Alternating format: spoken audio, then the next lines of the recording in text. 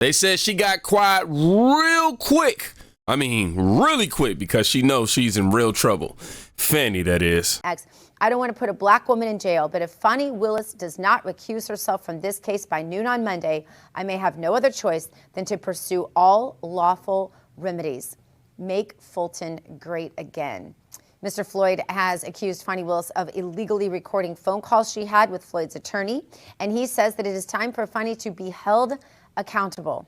Harrison Floyd joins us now. Harrison, great to see you. Tell us, if you would, about your move to kick Fani off the case, and do you have our attention? Good morning. Thank you so much for having me on again. First, let me just ask a quick question. Have you guys heard District Willis's response to the wiretapping allegations? Tell us. No, you haven't. You know why? Because she knows that anything she says can and will be used against her in a court of law. And it's not just about her. It's also the other people who she has conspired with. And this isn't just about holding her accountable. This is also about corruption and exposing her and others, everyone who she's colluded with from Georgia and here in Maryland. And we are going to pursue all lawful remedies, and she will be held accountable. Harrison, what's the timeline on this exactly? How long could this potentially, I don't want to say drag out, because that has a negative connotation, but maybe a good connotation, because if it drags out, clearly she could be potentially held accountable here, and this trial may never get going. Well, I'm not interested in delaying the trial at all. I know the facts are on my side, and she's not going to be able to prove beyond a reasonable doubt that I did anything wrong. So, I'm happy with going to trial, especially with her. Sunlight is always the best disinfectant, and there's a lot to unravel here. So this is coming out slowly but surely. Last time I was on with you guys, I said, hey, I have evidence, and I believe that, that there was interference in the election, that there's a cover-up. And we do know that there are things that are definitely happening behind the scenes outside of what's been made public, but Fani is not going to be able to use it's because I'm black card with this black man, I'll tell you that. Be unveiling it soon. And a lot of people laughed and joked, and then a week later, here we are. People aren't laughing so much anymore, and the district attorney sure seems to want to be quiet about not only talking about this wiretapping, but also discussing racism. Earlier this month, you posted this on X. It said, I believe we have evidence that demonstrates a coordinated effort to cover up election fraud during the 2020 election in Georgia. I am prepared to turn over supporting documents and testify before Congress. Have you been working with Congress on this, as you posted on X? I have been up to the Hill on several occasions, and I've spoken to both members and committees. So I guess the answer is yes. And what's come of that? What can you tell us? Are they how receptive are they? Very receptive. When I spoke, they were in recess, which was great because there weren't a lot of people around. They're getting back now, so decisions are being made, the ball is being moving, and I'm going to participate and help add value in any way that I can. Harrison, the last time you joined us, you described an encounter you had with the FBI that led to your arrest. What's the latest on this? Because the way this went down was just atrocious. Have you heard any movement on this, or is there anything to be done at this point? Yes, I have. Very little movement. This has just been sitting around since, it's been over a year now. How often do courts and prosecutors sit on a simple assault charge? This goes further into this coordinated effort and this cover up. This RICO case is trying to cover up the cover up, right? It's their second swing at it. And I'm demonstrating, and I will show that there is a clear, currently active effort to cover up fraud that took place in the 2020 election. And from serving in the Marine Corps, you always run things up the chain of command. And so I'm going to make sure everyone gets a full opportunity to display their talents and show whether or not they are contributing to this effort or not. Man, he only got a little more to go, so I'm gonna let the last couple of minutes play, but I gotta stop and say, did y'all hear what he just said, man, about Fani? Look, the RICO is a cover for the cover-up, you feel me? And because of YouTube, I can't really use the E word in this video like he did, but I also have to add the disclaimer, hey, things can be considered harmful to some people. Please do not try any of these words that you hear at home. I know, right? Let's get back to the video. Harrison, tell us about your effort to fight the lawfare being waged by the DOJ against people like you. So we started and launched a project called the Statesman Project, and our goal is to educate everyday citizens on what to do if they become targets of lawfare, to litigate cases that have a broader impact than an individual one, and activate a brain trust of great legal minds who can come together and help put pieces of the puzzle together from different states. So we're just now launching this. We're super excited about it. Our goal is going to be to raise $10 million so we can set up accounts with second chance bail bonds in these swing states, so people don't have to be concerned about becoming victims of lawfare and not being able to get bailed out or be able to get pretrial legal assistance. Harrison, you're right in the middle of the weaponization of government. What's some advice to people out there? Because the truth of the matter is you won't be the last, for sure. As a matter of fact, this is just beginning, sadly, unless we the people can stop it. What's your advice to folks out there that might be potential next victims here? Don't give in, fight back. If you roll over, then, that's what, when I say fight back, I don't mean physically with them. Duh. And even if you don't, they might allege that you did. Yes. Always he did not say physically, okay? It was metaphorically. Be respectful, kind, and courteous. Be civil when you're engaging with these folks, but know that if they show up on your doorstep, it's not for a good thing. They want to get you or somebody else in trouble. Contact an attorney immediately. There's no reason to talk or engage with them. Or you can reach out to our project if you need any help. And, most importantly, you're not alone. There have been so many people praying and donating for me, and it's been going such a long way. So just don't give in and roll over and think, you're at their mercy. You're not. They're at ours.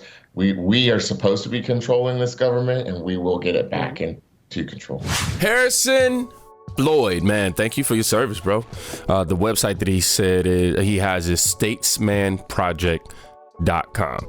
So definitely I encourage you guys to go to that website and brief it out, check it out. While I salute your efforts, unfortunately you got people in the comments, quite literally one right here I'm reading that I'm not going to post on here, but yeah, it says you have no power, clown, sit down. Wow. It seems like you were speaking to yourself there, my brother. And unlike most people, he's not just talking about it. He's actively pursuing his efforts and trying to make them come to pass. And he's also saying that he's a victim of Fani Willis, one of her cover-ups, so to speak, and her vendetta against him is really stemming from his like for Trump. She just can't believe a black man like Trump. Y'all know she like to use the race card, so that's honestly not even far-fetched. If you didn't hear her actually say it, but you know her track record, and somebody comes up to you and says she said that, bro, it's like she guilty. The history books is not gonna remember this in your favor, Fanny. I'm gonna just say that. And as far as Floyd, man, keep doing what you're doing. We want to watch the trial too. Not only is Fani Willis facing a lot of trouble right now, but her partner in crime, Nathan Wade, my guy's pleading poverty, trying to cut alimony payments to his ex-wife after losing the Trump prosecution job. Wow. Yeah, I mean, it's not funny. I'm not sitting here trying to. It is, I ain't gonna lie, it is. It's a little, the irony, right? I'm not all for nobody suffering and nothing like that for sure, but you definitely gotta face the consequences of your action. I'm all for that. Tell you what, shit, I should go be a lawyer. All I gotta do is go argue with people. I do that online for free. And it seems that Nathan Wade sucks at handling money just as much as he sucks at keeping a secret relationship going. Mind you, I don't advise that, by the way. Hey, you little creepers. Let's check out this clip from YouTuber Nate the Lawyer. Make sure y'all go subscribe to him. We're just gonna watch a few brief minutes of it, him kind of breaking down what's happening with Nathan Wade. Fani Willis's boyfriend Nathan Wade is screaming poverty after he lost his $600,000 a year job. That had to hurt. lose that Now, job. Nathan Wade is pleading poverty since losing his prosecutor role in the Donald Trump election fraud case and trying to avoid paying his estranged wife alimony, new court papers show. Now, Wade was forced to step down as special prosecutor in the Georgia case following the revelation of his affair with District Attorney Fani Willis. Hey, Mika, we have a decision from Judge Scott McAfee of the Fulton County Superior Court. In a 23-page decision this morning, he finds that there is not an actual conflict of interest that was proven by the defendants here, but he also finds that there's significant appearance of impropriety that infects the entire current structure of the prosecution team. And therefore, he gives Fani Willis a choice. She can either choose to remove herself and her entire office from the prosecution of this case, or she can determine that Nathan Wade, the special assistant district attorney who has been helming the leadership of this case, can himself be removed from the case, which would allow her and the remainder of the Fulton County District Attorney's Office to go forward. Mika, that's a victory for Fani Willis here. But that having been said, despite the fact that she has been given an easy choice here, notwithstanding that, there is plenty here for the Trump folks to exploit. And in particular, he finds that there was a failure to be as completely honest with the tribunal as these folks should have been. The quote that is really sticking in my mind right now is when he talks about the testimony of Nathan Wade and Fani Willis. He basically says that they did not put concerns that were raised by the defendants to rest, that while the defendants did not prove that there was an actual conflict of interest and meet their burden of proof, an odor of mendacity remains. That's a direct quote from page 16 of this opinion. And head back actually to Georgia, where the special prosecutor there, Nathan Wade, who we just mentioned, has actually resigned from Donald Trump's Georgia election trial. Now, Wade says that he can no longer afford to honor the terms of a temporary agreement he reached with wife Jocelyn Wade less than 3 months ago, according to the filing. With his income from the employment of special prosecutor no longer coming in, and with income from his private practice being diminished, he is no longer able to meet the financial obligations set forth in a temporary order. This is what Wade's divorce attorney, M. Scott Kimber, wrote in papers filed Monday. Now, this begs the question, how much did he make over that time while he was special prosecutor? Check it out. We're keeping our attention on the money and documents we can independently corroborate. We spent the last 24 hours looking through Fulton County payment logs and discovered records suggesting Wade was paid substantially more than 2 other special prosecutors on this case. Oh, really? Without naming him, Fulton County District Attorney Fani Willis addressed the controversy surrounding special counsel Nathan Wade while speaking before the congregation at Big Bethel AME Church over Martin Luther King Day weekend.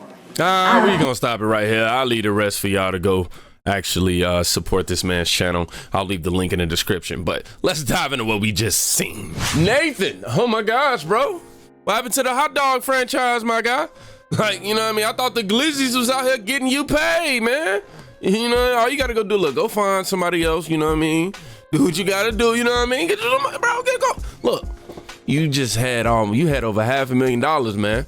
You know what I'm saying? Just about, you know what I mean? You know what I mean? In all seriousness, though, this is a very unfortunate side effect. Unfortunate simply because, like, again, I don't want nobody to struggle. However, I do believe that you do have to face your consequences. And one of said consequences is your monthly wages being lowered simply because you're not getting paid in fraudulent transactions. And honestly, all of this is a slap on the wrist. All of it is slap on the wrist. I don't even know why I'm over here showing any sort of sympathy for it. Let me go ahead and reverse that. I ain't got no sympathy at all. I'm going to take all of it back. All that good-hearted, trying to be morally correct. No, you did something wrong, and you're getting off real easy, in my opinion, you know what I'm saying? But again, this is just a side effect of the choices you made. I'm going to tell you what, you're going to have some serious IRS problems now when it comes to all of these business transactions and changes and things of that nature, and you get paid back partly in cash, which you can't trace. And yeah, who will actually have all this recorded? Who has the record of all of this? You see where it's getting sticky? I should be a lawyer. If anyone to use the race card, you know, this, that, and third. Look, black man not paying child support. All right, we don't need that happening. You need to go ahead and get on him. Hey, you a black man. Hey, look. We ain't doing this, bro. You gotta make sure you... You gotta make sure you do what you need to do. You ain't gonna better play the race card on that. In all seriousness, though, you can't help but wonder: is Wade gonna take a deal, or is he gonna take a fat paycheck to drop what he knows about Fani Willis eventually, if an investigation gets started and he has the balls to maybe expose her? I mean, it could be a way for him to save slight face, but I don't think it'll do crazy much. But hey, the contempt I have for this couple and the judge prevents me from wanting to even say anything else.